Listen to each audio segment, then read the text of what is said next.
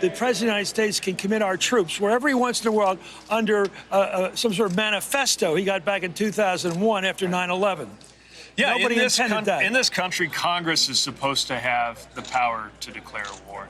And what we've seen over the years is less and less involvement of the American people through the American Congress in these decisions.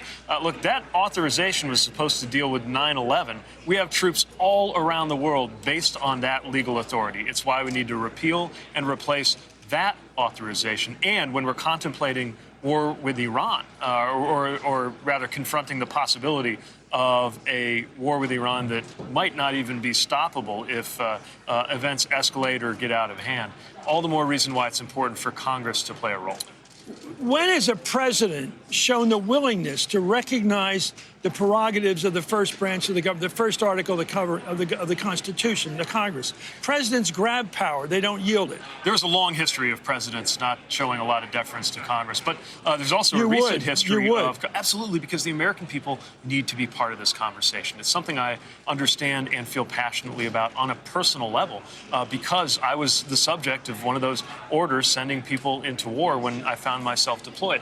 And right now, it doesn't feel like the American people are at the table, even via Congress, for these conversations. The other thing about this is that Congress is supposed to be in that gang of eight that the president's supposed to consult with on these big decisions, even before we get to the kinds of authorizations that require a vote.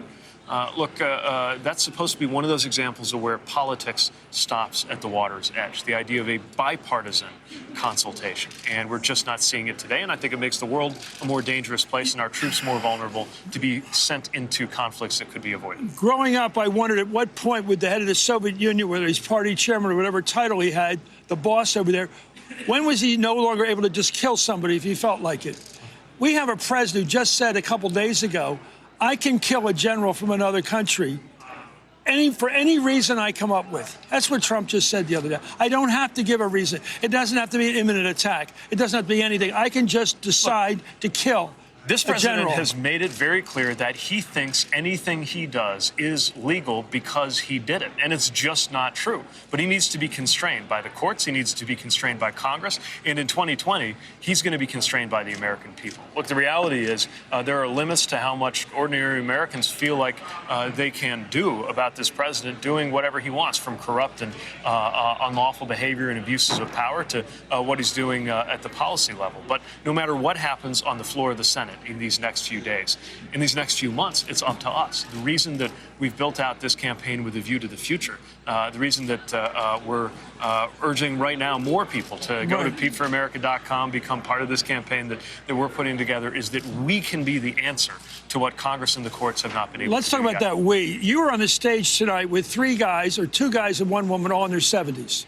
When's your birthday? It's about a week from now. Yeah. You'll be 38. That's right. Well, how does that feel? Because you're talking today about future threats to the country, cyber threats, things that most people can't even understand that face our... You're talking about future that's going to affect your life if you live a normal lifespan, 30, 40 years God willing, yeah. I mean, well, look, all of this is and you're talking to people who are in their 70s and late 70s.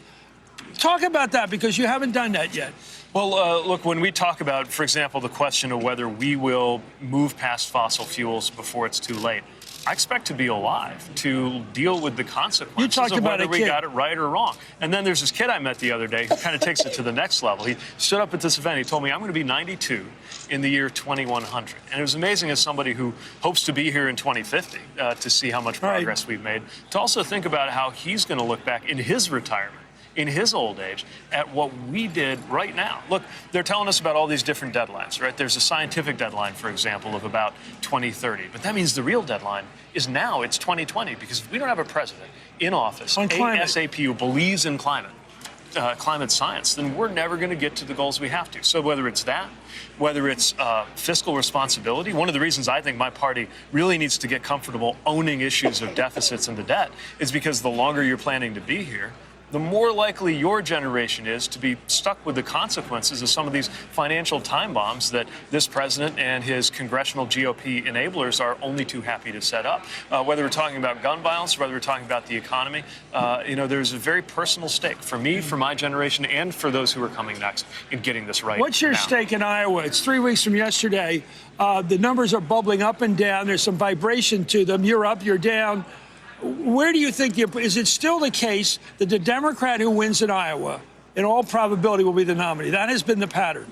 Well, I'll leave it to the pundits on exactly what to make. I think if you win in Iowa, I'll leave it it to pros like you to get into the ups and downs. But you're right. Iowa is extremely important. It's extremely important for our campaign because it's the first opportunity to actually demonstrate that you can win, that you can succeed. And there's a lot of tell. That's when it turns into show versus tell. Do you have the best round game right now?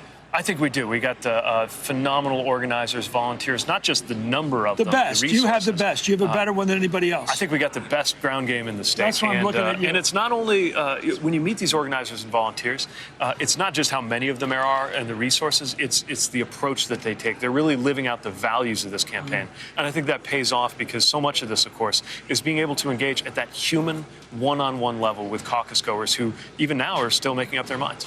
I still tell people that when I ask you a question, I got the feeling you got the question 2 weeks ago. Good answers. Thank you very much, Pete. Good to be with you. Back to you, Brian. Thank you, Mayor Pete, Chris Matthews.